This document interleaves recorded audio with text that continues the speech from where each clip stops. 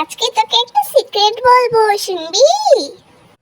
বললে তো শুনবই, কানে কি তুলো দিয়ে রাখবো? জানিস, আন্টি আছে না, আমাকে ডাবের পানি দিয়ে গোসল করতে দেয়। কি বললি তুই? সত্যি?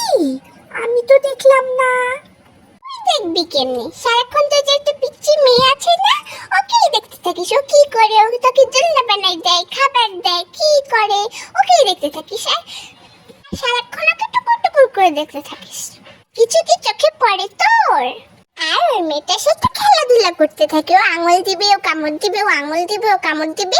ওই মেয়েটা মাঝে মাঝে আমার কাছেও আসে, কিন্তু আমি এত বোকা না, আমি দৌড় দিয়ে চলে যাই। কারণ ও যদি আমার পালকগুলো ছিঁড়ে দেয়, কত সুন্দর সফট সফট পালক, আমি ওকে পাত্তা দেই না বাবা। পুচকি পুচকি করিস কেন? ও অনেক কিউট, ওকে কিউট বলবি, বুঝছিস? ও কিন্তু অনেক ভালো, বুঝছিস হানি? ভালো হলেই ভালো। আর বন্ধুরা, তোমরাও কি আমার মতো পিঙ্কি পিঙ্কি ঠোঁট আর নরম স্কিন চাও? তাহলে আজ থেকে শুরু করে দাও ডাবের পানি দিয়ে গোসল করা। আর কমেন্ট বক্সে জানিয়ে দিও তোমরা কে কে আছো ডাবের পানি দিয়ে গোসল করলে।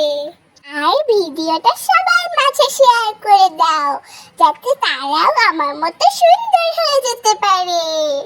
আর আমাদের ভিডিওটি যদি তাহলে অবশ্যই লাইক করে দিবেন।